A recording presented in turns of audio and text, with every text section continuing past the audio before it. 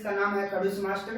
हमने अभी तक कल पढ़ा था चंद्रगुप्त मौर्य के बारे में, उनके शासन के बारे में, उनकी विजयों के बारे में, उनके नामकरण के बारे में और साहित्य के बारे में। आज हम पढ़ने वाले हैं उनके उत्तराधिकारी। चंद्रगुप्त मौर्य के उत्तराधिकारी कौन है? बिंदुसार। और बिंदुसार का शासन माना जाता है 298 ईस्वी पूर्व से 273 ईस्वी पूर्व तक।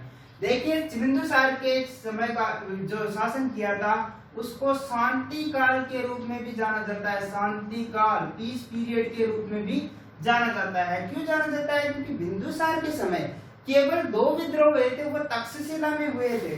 तक्षशिला में विद्रोह हुए थे बिंदुसार के खिलाफ, जिनको दबाया, उनका दमन किया गया था सम्राट अशोक के द्वारा। सम्राट अशोक उज्जैनी के उस समय राज्यपाल थे। उज्जैनी यानी मालवा के वहां पे वो राज्यपाल थे। देखिए नाम है बिंदुसार। अब देखिए बिंदुसार का नाम, ये जो सम्राट है इनका बिंदुसार नाम कैसे पड़ा? तो इनके पीछे 2 स्टोरी है, 2 स्टोरीज हैं। कौन कौन सी? चलिए मैं बताता हूँ।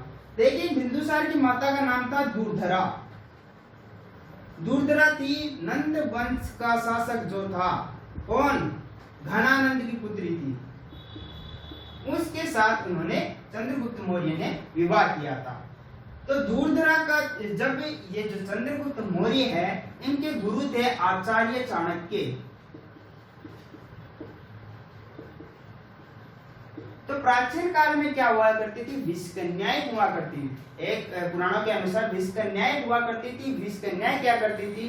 राजाओं को अपना शिकार बनाया करती थी, किसी मतलब दूसरे राजाओं के द्वारा या किसी अन्य हथियार के द्वारा। तो विषकन्याएं क्या करती थी? चाणक्य किसी भी को मतलब जहर के द्वारा मार दिया करती थी।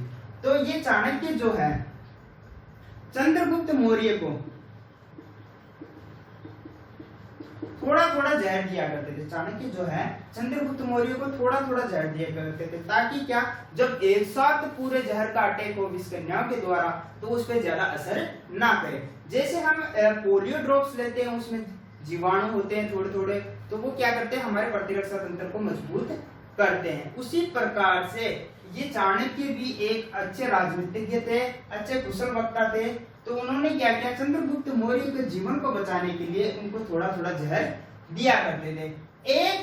एक दिन क्या हुआ? दूरधरा जो है उनके जो थोड़ा जहर था, जहर दूध का जो जहर था, उनको क्या कर लिया? दूरधरा ने किसी कारणवश पी लिया था। और उस समय दूरधरा गर्भ से थी।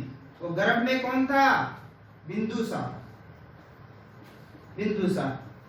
गर्भ में थी। और उस कारण क्या हुआ था? गर्भ में होने के कारण बिंदुसार के चेहरे पर छोटे छोटे बिंदु बन चुके थे, और इसी जहर के कारण दूरधरा की मृत्यु हो गई। ऐसा कहा जाता है कि इसी जहर के कारण बिंदुसार का जब जन्म हुआ तो दूरधरा की मृत्यु हो गई। और इसी कारणवश यही स्टोरी है कि बिंदुसार क्या करने लगा था? आचार्य चाणक्य से नफरत करने लगा था। उनके बीच में पहले से ही दूरियां आ गई थी। और बाकी की दूरियां सुबंधु नामक एक सेनापति था इसका, बिंदुसार का। तो ये आचार्य चाणक्य को बिल्कुल भी नहीं चाहता था, और इसने क्या किया? जो बची कुची जो दूरियां थी और पैदा कर दी। बिंदुसार और चाणक्य मध्य। चलिए दूसरी स्टोरी बताते हैं। दूसरी स्टोरी में यह है कि ये बोला जाता है कि बिंदुसार का जब जन्म हुआ तो उनके माथे के बीच में एक बिंदु थी, इसलिए इनका नाम बिंदुसार पड़ा। चलिए पढ़ते हैं। बिंदुसार की माता का नाम दूरधरा था। चंद्रगुप्त मौर्य की अनेकों पत्नियां थी, लेकिन हेलेना जो सेल्यूकस की पौत्री थी, पुत्र मतलब सेल्यूकस के मतलब परिवार में थी। तो उन्होंने क्या किया? हेलेना का जब विवाह हुआ चंद्रगुप्त मौर्य के साथ, तो चाणक्य ने क्या किया? हेलेना के सामने ये शर्त रख दी कि उनका पुत्र राजगद्दी पे नहीं बैठेगा। और उन्होंने क्या किया? वो ये सोचते थे, दूरदर्शी थे चाणक्य, और उन्होंने क्या कहा कि जो विदेशी है वो हमारी भारत की राजगद्दी पे बिल्कुल भी नहीं बैठेगा। तो हेलेना के साथ भी उनका मनमुटाव होना शुरू हो गया। तो बिंदुसार है बिंदुसार का उपनाम। चलो यहाँ पे पढ़ते हैं उपनाम। बिंदुसार के उपनाम है पहला है सिंहसेन। जो नाम हमें ये नाम हमें मिलता है जैन साहित्य में। जैन साहित्य में इनका नाम मिलता है सिंहसेन। सिंहसेन के नाम से इनको जाना जाता है। एक है अमित्रोकेटीज। अमित्रोकेटीज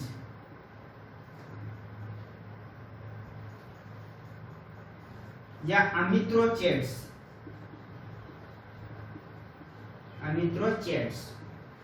अमित्रोचेट्स इनको यूनानी साहित्य के अनुसार माना जाता है। अमित्रोचेट्स कहां से आया है?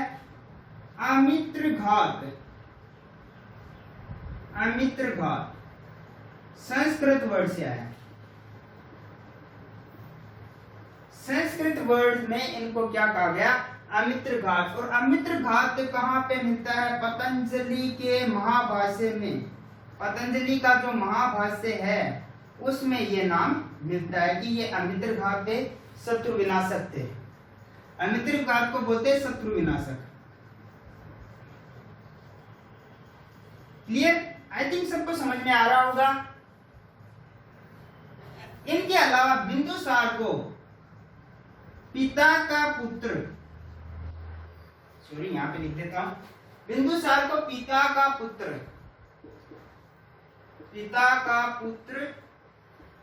और पुत्र का पिता के रूप में भी जाना जाता। पिता का पुत्र और पुत्र का पिता ये तीनों ही क्या थे? पिता का पुत्र चंद्रगुप्त मौर्य का पुत्र कौन? बिंदुसार। और बिंदुसार का पुत्र कौन था? सम्राट अशोक। और ये तीनों ही महानतम राजाओं में से आते थे, इसलिए इनको क्या नाम से जाना जाता था? पिता का पुत्र और पुत्र का पिता के नाम से भी इनको जाना जाता था। चलिए आगे चलते हैं। इनके उपनाम के विषय में कोई नहीं होना चाहिए। एक देख लीजिए वारिसर। वारिसर मिला था इनका नाम वायु पुराण में। वायु पुराण में इनका नाम मिला था वारिसर। वारिसर के नाम से भी इनको जाना जाता है। और भद्रसार, एक देखिए भद्रसार ये नाम मिला था इनको बौद्ध साहित्य में। तो ये थे इनके उपनाम। सिंहसेन जैन साहित्य में मिला था, अमित्रोचेट्स यूनानी में, अमित्रघात का मिला था पतंजलि के महाभाष्य में, वारिसर वायु पुराण में और भद्रसार बौद्ध साहित्य में मिला था। चलिए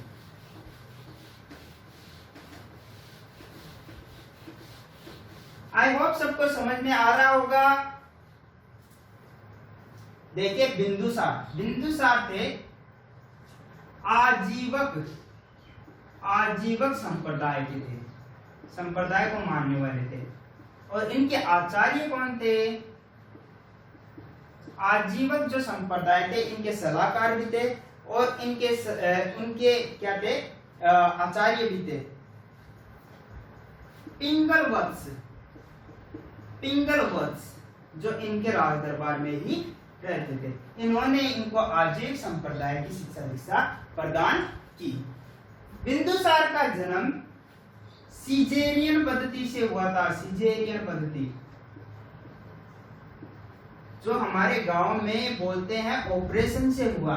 सीजेरियन पद्धति से बिंदुसार का जन्म हुआ था, या कह सकते हैं कि भारत का सबसे पहला सीजेरियन पद्धति से पैदा होने वाला बच्चा कौन था? बिंदुसार था।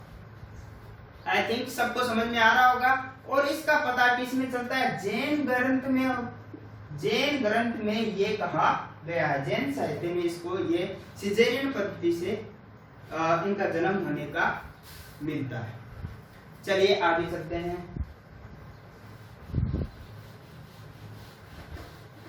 आई थिंक सबको समझ में आ रहा होगा।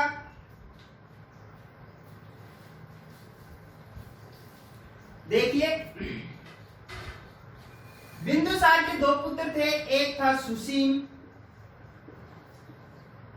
ज्यादातर दो ही नाम मिलते हैं। वैसे तो बिंदुसार के बहुत सारे पुत्र माने जाते हैं, लेकिन सुसीम और अशोक इन दोनों के मध्य टकराव होता था। अशोक था मालवा, मालवा मतलब उज्जैनी का, उज्जैनी का क्या था, राज्यपाल था।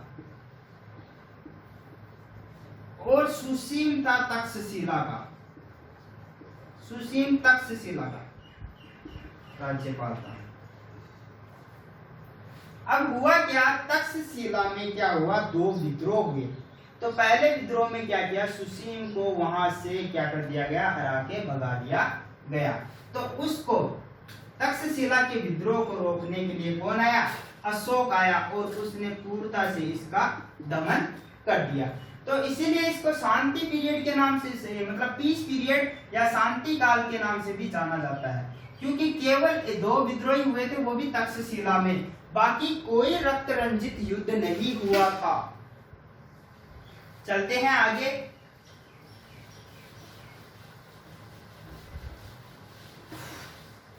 बिंदुसार ने भी अपने पिता चंद्रगुप्त मौर्य की तरह यूनानी और मिस्र से अपने संबंध, मिस्र या इजिप्ट के राजाओं से अपने संबंध स्थापित किए थे। तो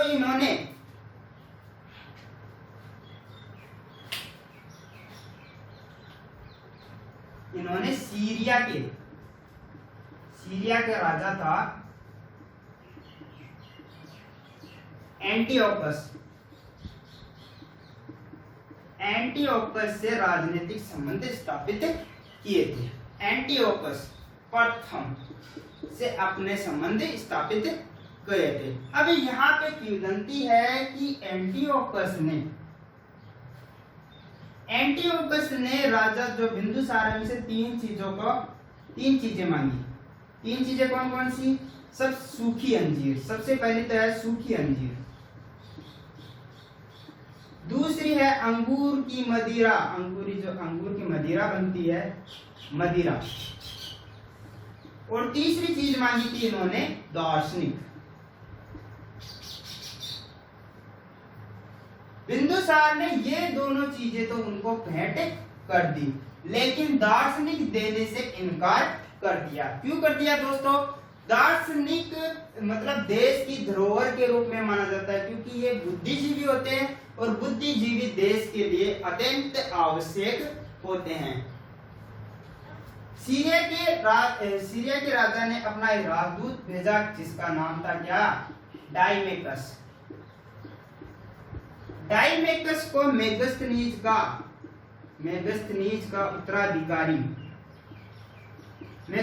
उत्तराधिकारी भी माना जाता है। डाइमेकस को राजदूत बना के भेजे, राजदूत बना के यहाँ पे भेजा था, जो को क्या था, मेगस्थनीज का उत्तराधिकारी था। और ये जो सब जानकारी है, ये वाली, ये कौन प्रदान करता है, ये स्ट्रेबो, हमने पढ़ा था ना, स्ट्रेबो हमें ये जानकारी प्रदान करता है।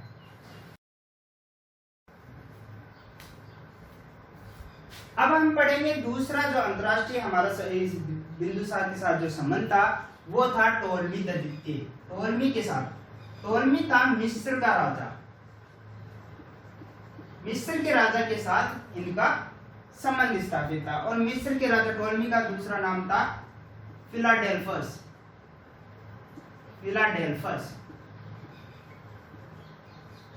इन्होंने अपना एक राजदूत भेजा था, राजदूत का नाम था डायनीसियस। इनके राजदूत का नाम था डायनीसियस। तो यही था, मतलब ये दो ही राजा थे जिनके साथ इनका विदेशों से भी संबंध मजबूत था। इसके अलावा दिव्यावदान के अनुसार, दिव्यावदान के अनुसार बिंदुसार के मंत्रिपरिषद में 500 मंत्री थे। 500 मंत्री थे। इनका प्रमुख था खल्लाटक। इनके महामते मतलब जो प्रधानमंत्री थे, इनके 3 प्रधानमंत्री बने। सबसे पहला कौन होगा दोस्तों? तो सबसे पहला तो होगा आचार्य चाणक्य। दूसरा है खल्लाटक, तीसरा है राधा गुप्त या राधा गोविंद के नाम से भी इनको जाना जाता है। तो ये 3 प्रधानमंत्री इनके रह चुके हैं। अब चाणक्य, चाणक्य क्या क्या हुआ, इनका जो एक सेनापति था सुबंधु, ये क्या चाहता था, चाणक्य के साथ इनकी बिल्कुल भी नहीं बनती थी, इसलिए इसने बिंदुसार और चाणक्य के मध्य क्या कर दी, दूरियां पैदा करना शुरू कर दी। इसलिए चाणक्य जो रुष्ट होकर क्या जंगल की तरफ चले गए और वहां से कभी नहीं लौटे। एक कथा के अनुसार तो ये कहानी है और दूसरी कथा के अनुसार ये है कि जो हेलेना थी चाणक्य को क्या दे दिया, जहर दे दिया, जहर देने से उनकी मृत्यु हो गई। तो ये 2 स्टोरीज है चाणक्य की मृत्यु के बारे में। अंत में बिंदुसार का 273 ईस्वी पूर्व में क्या हो गया, देहांत हो गया। और ये था बिंदुसार के बारे में पूर्णतया जानकारी जो मैं आपको प्रदान कर चुका हूं। एग्जाम की दृष्टि से बिंदुसार भी एक महत्वपूर्ण टॉपिक है। और आपको ये वीडियो कैसा लगा, अगर अच्छा लगा हो तो लाइक, शेयर, कमेंट और सब्सक्राइब करना ना भूलिएगा। थैंक यू, धन्यवाद।